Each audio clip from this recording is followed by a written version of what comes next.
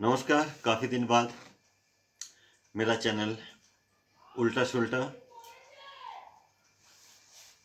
जक दिल्ली का इलेक्शन ख़त्म, केजरीवाल ख़त्म।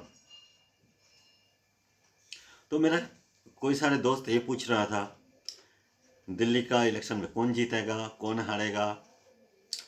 जब एग्ज़िट पोल निकल गए सारे हैरान हो गया। ये बोल रहा था, अरे हो कैसे गए, तुम लोग किसको वोट दिया। तो दिल्ली का इलेक्शन जो भी हुआ सबसे ज़्यादा रिएक्शन वेस्ट बंगाल से आया।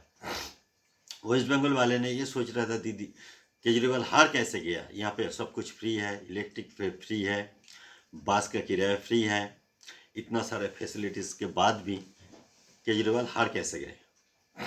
तो उनको समझाना थोड़ा मेरे लिए कठिन था। जे इतना सारे लड्डू खिलाने के बाद भी दिल्ली वाले क्यों केजरीवाल को हरा दिया। तो मैंने बोल रहा था देखो वेस्ट बंगाल का जो वोट का पैटर्न है और दिल्ली का जो वोट का पैटर्न है वो अलग है। यहाँ के लड्डू का खास ज़रूरत नहीं है, लेकिन वेस्ट बंगाल में ये ज़रूरत है। बाकी दिल्ली को जो फैसिलिटीज़ मिल रहा था, कितना आदमी को मिल रहा था, वो सारे संतुष्ट था कि नहीं, ये एक बड़ी इश्यू है। जो वेस्ट बंगाल में सारे ही खुश है, भाई दीदी जो भी करे, जितना भी चोरी करे उसमें कोई फ़र्क नहीं पड़ता, बस हमें 1000 रुपये मिल गया वही काफ़ी है। इससे पहले जो कम्युनिस्ट था वो तो कुछ भी नहीं दिया, टीएमसी जो दे रहे वो भी काफ़ी है। तो मैंने मेरे दोस्त लोगों को ये समझाया, एक बात सुन, तुम लोग जब वोट देने के लिए जाते हो क्या सोच कर जाते हो, पूरा स्टेट का डेवलपमेंट, नेशनल डेवलपमेंट, ना अपना मतलब की। तो मेरा दोस्त ने पूछा तुम किसको वोट दिया, वहाँ पे कौन खड़ा था। तो मैंने कहा यार हमें तो नहीं पता कौन खड़ा था, मैंने तो सिर्फ पार्टी को दिया। वहाँ पे मैं ढूंढ रहा था कौन सा चिन्ह लगा हुआ है, उसको मैं दे दी। अगर मैनेजमेंट का मैनेजर सही हो, जीएम सही हो तो कंपनी अच्छे से चला लेगा। अगर जीएम ही चोर हो तो कंपनी का सारे एम्प्लॉय तो सब कंपनी में बराबर होता है, कोई कंपनी डूब जाता है, कोई कंपनी सक्सेस कर जाता है, ये सारे जीएम मैनेजमेंट के ऊपर बेस करता है। तो उसको मैंने ये समझा, यही बोला, तो उन लोग थोड़ा परेशान था। अभी मेरा तरफ से मैं बता केजरीवाल हार क्यों गए। एक्चुअली केजरीवाल दिया ही क्या है, वो इलेक्ट्रिक बिल फ्री था, बस का किराया लेडीजों के लिए फ्री था, इसके अलावा क्या था। फुटपाथ चल नहीं सकते हो, इतना टूटा फूटा, इतना गंदा, झाड़ू नहीं लगते, पानी इतना गंदा आता है जो घर में रहना मुश्किल हो जाता है, घर में बदबू भर जाता है, कंप्लेन करते रहो कोई नहीं आता है। बस तो फ्री है लेकिन बस रुकेगा तब ना, कभी रुकता ही नहीं, सीधे चल जाता है, बस स्टॉप में खड़ा ही नहीं होता है।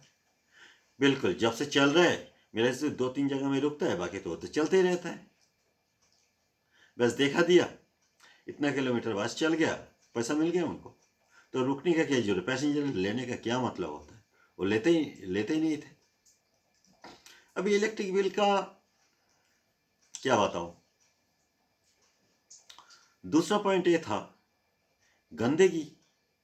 गंदगी गंदगी सबसे बड़ी पॉइंट था यहाँ पे दिल्ली का। जो इंटरनेशनल के लेवल से हमारा दिल्ली कौन सा पॉइंट में आता है जो कैपिटल हिसाब से, मेरे हिसाब से दिल्ली का नीचे क्या, दिल्ली का बड़ा बहुत कुछ अफ्रीकन कंट्री होगा जो इतना गंदा कैपिटल है दुनिया में। दूसरा वेस्ट हो गया या ईस्ट का हो, कोई भी कैपिटल इतना गंदा नहीं है जो दिल्ली का है। इसके अलावा चोर वगैरह झुग्गी तो भरा हुआ है यहाँ पे, क्वालिटी तो कुछ भी नहीं है दिल्ली का। पिछले 10 साल से या 12 साल से मैंने देखा एक बार रोड में सीमेंटिंग कर दिया गया, वो 1 साल बाद वो सीमेंट तोड़ तार के पड़े, अभी चलने का लायक भी नहीं रहा। बस इतना ही किया था मैंने, ये 12 साल में यही चीज़ देखा। ये दिल्ली का जो गलियां हैं वहाँ पे सीमेंटिंग किया गया 12 साल में एक बार, ना पहले मेरे हिसाब से 2 साल पहले या 1 साल पहले किया। दूसरा पॉइंट ये भी था, जो सच वो बताता है, केजरीवाल जैसे बताता है यहाँ पे, यहाँ का एजुकेशन सिस्टम बहुत अच्छा बन गया। मुझे नहीं पता क्या एजुकेशन बना। जो गवर्नमेंट स्कूल का देखता हूँ उसके सामने अगर कोई खड़ा होता है तो पता चलेगा एजुकेशन सिस्टम, सारे आके सुट्टा मारता है वहाँ पे। कोई भी सिगरेट का दुकान होगा, वहाँ पे स्टूडेंट आके, मैं सारे बच्चे की बातें नहीं कर रहा हूँ, लेकिन 9-10 का बच्चा जैसे वहाँ पे सिगरेट पीते रहता है, मैं हैरान हूँ सरकारी स्कूल का। बाकी भगवान जाने क्या एजुकेशन है वहाँ पे, नहीं है, क्या पढ़ाई कर रहे हैं मुझे नहीं पता। खास डेवलपमेंट नहीं हुआ, इतना मैं बता सकता हूँ। और इतना दारू का दुकान आज से मेरे हिसाब से 2 साल पहले या 3 साल पहले हर गली मोहल्ला में दारू का दुकान खुल गया था। ये गोवा तो नहीं है जो हमें मस्ती करने के लिए गए, यहाँ पे पढ़ाई करने के लिए आते हैं। पूरा एक सिटी है यहाँ पे, गोवा जैसे नहीं है ना, कल्चर है वहाँ के दिल्ली का, ज़्यादा ऑर्थोडॉक्स टाइप का है यहाँ पे। दारू को हम लोग हरामी मानते हैं, लेकिन हर मोहल्ला में दारू का दुकान, इसका मतलब गवर्नमेंट की कमाई। इसके अलावा क्या है? जिस स्टेट का कमाई नहीं होती वो दारू का दुकान लगा देते हैं। एक दारू में 2 बोतल फ्री। बाद में पता चला ये हुआ था कि कोरोना का टाइम इनकम तो नहीं था, उन लोग दारू बेच बेच के कमाई किया। बाद में देखा बहुत सारे पैसा आते हैं इसमें, तो इन लोग फ्री देना चालू कर दी। बोले यही सबसे बढ़िया अच्छा बिजनेस है। तो ऐसे नहीं है, जेल में तो गए, जेल जाने के बाद जितने भी बाहर आ जाए, लेकिन दिल्ली आदमी का डाउट था केजरीवाल जी ने कुछ किया, गलत तो किया, और जेल के अंदर से कितने दिन गवर्नमेंट चलाएगा। बाकी रह गया उसका शीश महल। मैंने सोचा तो उसके बाप का घर होगा, बाद में पता चला बाप का नहीं है, गवर्नमेंट का ही था। लेकिन इतना इन्वेस्ट क्यों किया उन्होंने? इतना गवर्नमेंट इन्वेस्ट तो केजरीवाल नहीं की, गवर्नमेंट का पैसा ही लगा दिया। ऐसे कोई भी चीफ मिनिस्टर इससे पहले आए तो आपने रहने के लिए इतना इन्वेस्ट नहीं की। 3 करोड़ रुपए का पर्दा, बाप रे, जरूरत क्या है? एक गरीब गरीब नहीं, मिडिल क्लास था। मेरे हिसाब से केजरीवाल मिडिल क्लास का फैमिली से बिलोंग्स करता है, तो उनका शौक शौकीन इतना ऊंचा कैसे हो गया? हैरान की बात है। जिस घर पे वो इतना पैसा लगाया जिसके लिए उसको जेल जाना पड़े, उस घर में कोई रह भी नहीं पाया। एक बड़ी इश्यू है जो दिल्ली का पब्लिक को इफेक्ट किया। ये सारे चोर है। उसके बाद दिल्ली का गवर्नमेंट की जो कैबिनेट था, सारे के सारे जेल में ही था।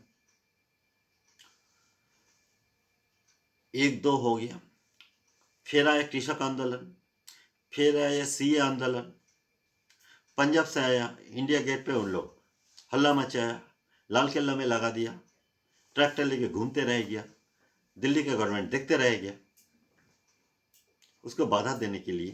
अभी बोलोगे दिल्ली का बीजेपी का वो था, लेकिन गेट खोल दोगे तो आ ही जाएगा। अच्छा हुआ इस बार पंजाब से आया नहीं, क्योंकि हरियाणा में बीजेपी जीत गया था, इसलिए दिल्ली बच गया। और एक बात बताओ, एक छोटा सा पार्टी कुछ दिन पहले जो पैदा हुआ, एक्सपेंड कैसे कर गया? भाई एक्सपेंड होने के लिए पैसा लगता है, वो पैसा कहाँ से मिला? सारे ही जानते हैं। जब अन्ना हजारे जब दिल्ली में आया था, मुझे डाउट नहीं है अन्ना हजारे के बारे में, ये इशू तो था, आ सकता है आगे भी, लेकिन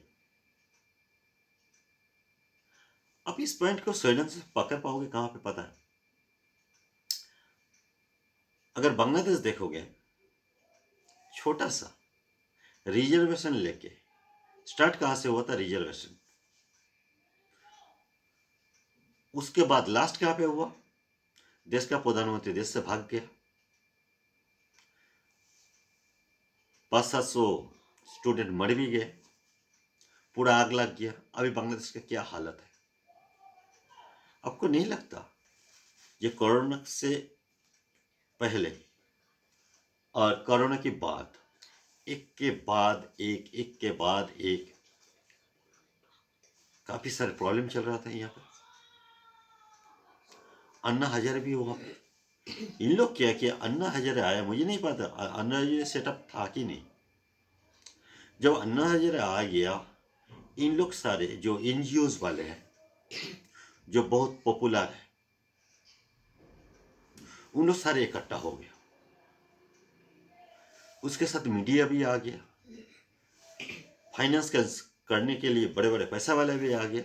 एक साथ में जैसे वहां पे दिया में पेट्रोल डाल दिया, पूरा आग लगा दिया। अगर ये आग आज बांग्लादेश जैसे हो जाता तो,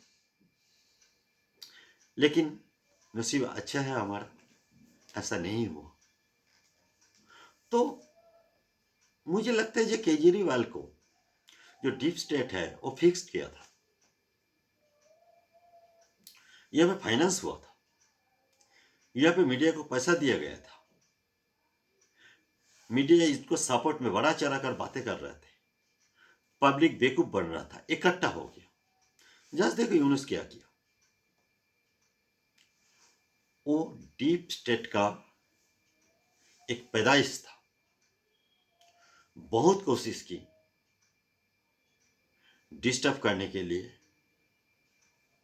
लेकिन इंडिया का गवर्नमेंट जो था उसको कंट्रोल कर लिया। तो केजरीवाल को जाना ही था, अच्छा खासा जॉब करते थे बेचारा। अभी जनकपुरी का जो जेल है, पता नहीं ये कब छूट पाएगा या नहीं पाएगा, कितनों दिन रहना पड़ेगा उसको। नमस्कार, आज इतना ही। प्लीज़ सब्सक्राइब कीजिए, लाइक कीजिए। नमस्कार।